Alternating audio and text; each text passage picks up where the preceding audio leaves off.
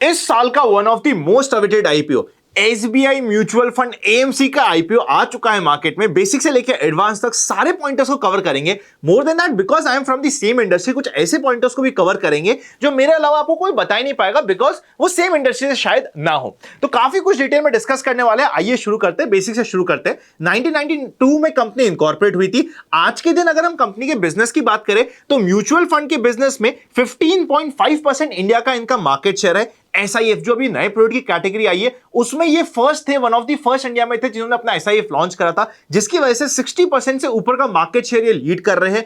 PMS के market में भी 39% का मार्केट का शेयर है। मतलब एक तरफा राज हो चुका है एसबीआई म्यूचुअल फंड एएमसी का, और ये हैंड्स डाउन नंबर 1 है। पर ऐसा हमेशा ये नंबर 1 थे नहीं, बिकॉज हम डिस्कशन कर रहे हैं इस आईपीओ के बारे में। कुछ इंसाइट देता हूं आपको।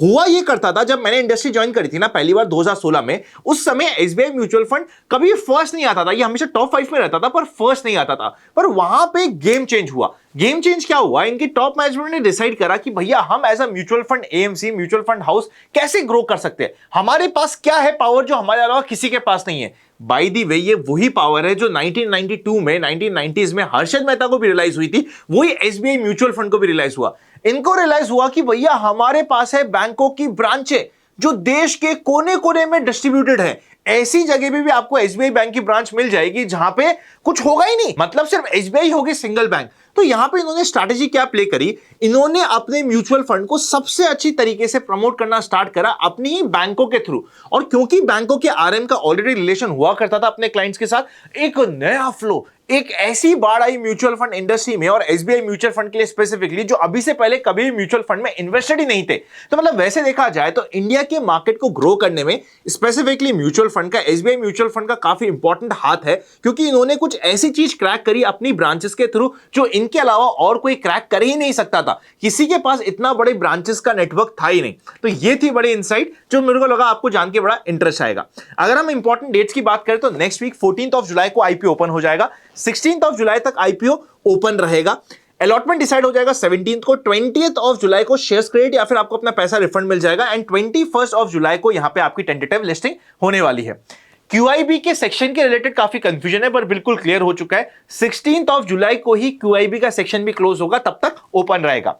शेयर होल्डर कोटा भी इस आईपीओ में होने वाला है 750 करोड़ के आसपास का। 1.3 करोड़ शेयर्स होने वाले हैं शेयर होल्डर कोटा के लिए, जो टोटल आईपीओ के साइज का 6.38% होता है। अब आप शेयर होल्डर कोटा के लिए एलिजिबल है या नहीं वो डिफाइन होगा अगर आपने शेयर रखा है अपने डीमैट में 7th ऑफ जुलाई से पहले एसबीआई का एक, तो आप शेयर होल्डर कोटा के लिए एलिजिबल है, नहीं तो एलिजिबल नहीं होते। अगर कोई शेयर होल्डर कोटा के लिए एलिजिबल है तो होगा क्या?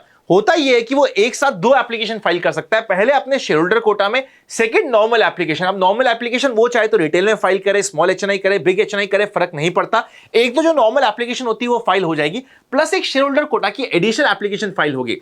अगर हम नॉर्मली शेयर होल्डर कोटा नहीं होता और गलती से आप 2 एप्लीकेशन फाइल कर देते हो, फॉर एग्जाम्पल आपने अपने नाम से रिटेल और एचएनआई दोनों फाइल कर दिया, आपकी अपफ्रंट ही रिजेक्शन हो जाता है, बिकॉज सिंगल पैन पे सिंगल एप्लीकेशन ही होनी चाहिए। पर शेयर होल्डर कोटा उसका एक्सेप्शन होता है, इस चीज को ध्यान रखिएगा।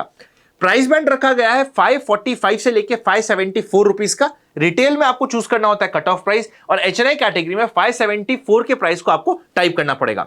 11,693 करोड़ एक बड़ी साइज का आईपीओ है, और पूरा का पूरा ओएफएस है, मतलब एग्जिस्टिंग ओनर, और यहां पे एसबीआई को यहां पे शेयर बाय आउट हो रहे, निकल रहे हैं। तो ये पूरा का पूरा ओएफएस होने वाला है, जो एक थोड़ा सा कॉशियस पॉइंट हो जाता है, बिकॉज पूरा ओएफएस मतलब कंपनी के पास अपने एक्सपेंशन के लिए, वैसे म्यूचुअल फंड इंडस्ट्री में ये है, और जिस तरीके का इनका बिजनेस है, इनको ज्यादा जरूरत भी नहीं है कैश फ्लो की। ये तो सिर्फ लिस्ट हो रहे वो एक अलग बात है, बट क्योंकि इनका ऐसा बिजनेस है कि ज्यादा इनको कैश फ्लो की जरूरत नहीं है, एग्जिस्टिंग ओनर्स को फ्री कर रहे हैं।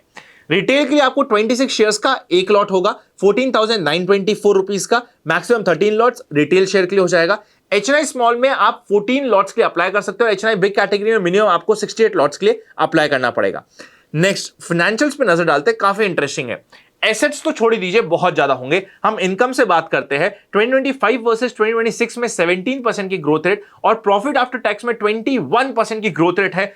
3000 करोड़ के ऊपर का पैट है। एक ऐसी इंडस्ट्री है जो हमेशा ग्रो होगी एटलीस्ट आने वाले 5 से 10 सालों में इंडिया को देखते हुए, बिकॉज इंडिया का अभी तक penetration in mutual fund financial market काफी कम है। अगर पेनिट्रेशन बढ़ेगा, फाइनेंशियल मार्केट का एक्सेस बढ़ेगा, तो इस कंपनी का बिजनेस बढ़ेगा, दैट इज बट ऑब्वियस। तो ये काफी इंपॉर्टेंट हो जाता है कि इसके नंबर्स बहुत ज्यादा हैवी और हैवी ही मेंटेन रहने की एक्सपेक्टेशन है। नेक्स्ट हम रिटर्न ऑन इक्विटी की बात करें तो 43% का, रिटर्न ऑन नेटवर्थ भी 43% का, EBITDA मार्जिन मतलब हम 5-10% में खुश होते हैं, यहां पे 92% का है। Price to book value obviously अच्छी डिमांड कर रही है 19.6 का, ईपीएस आता है 15.06 का और पी रेशियो निकल के आ रहा है 38 का।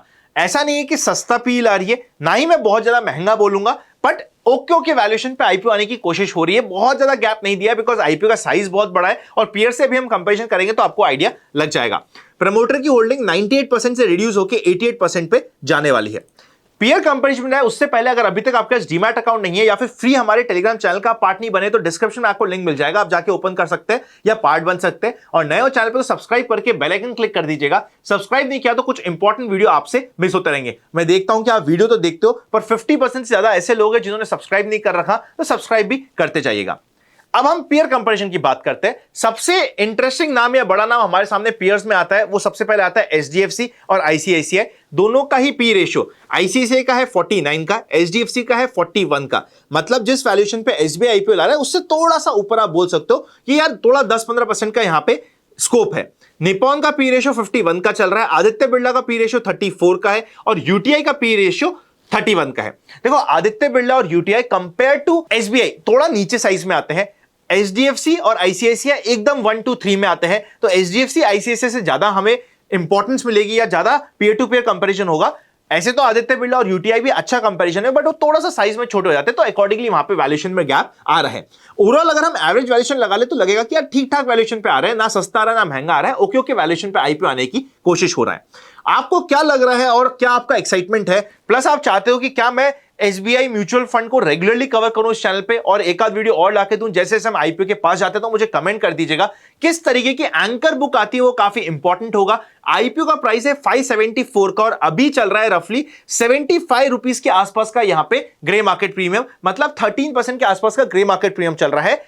अनाउंसमेंट पे जीएमपी था 140 का, मतलब आप बोल सकते हो जीएमपी ऑलमोस्ट 25% का था, अभी रिड्यूस होकर 13% का है। मार्केट की वॉलेटिलिटी के साथ रेगुलरली ये चेंज होगा, जो मैं फ्री टेलीग्राम चैनल पे भी आपको as per source news article update करता रहूंगा। डिस्क्रिप्शन में लिंक है, फ्रॉड चैनल से बच के रहिएगा। ऑल्सो आपको फॉलो अप वीडियो चाहिए तो मुझे कमेंट करके बता दीजिएगा और अपने ओपिनियन को भी बता दीजिएगा कि फ्रेश लुक में पहली नोटिस करने में पहले बेसिक वीडियो में आपको क्या माहौल लग रहा है इस आईपीओ के लिए। वैसे तो एक इंटरेस्टिंग कंपनी है, वह बहुत अच्छा सेगमेंट है, बहुत अच्छी कंपनी है बिकॉज अपनी लीडर भी है, नई नई चीजों में इनोवेट कर रही है, तो काफी इंटरेस्टिंग आईपीओ स्टडी करने के लिए लाइक करके उत्साह बढ़ाना मत भूलिएगा। सी यू वेरी सून।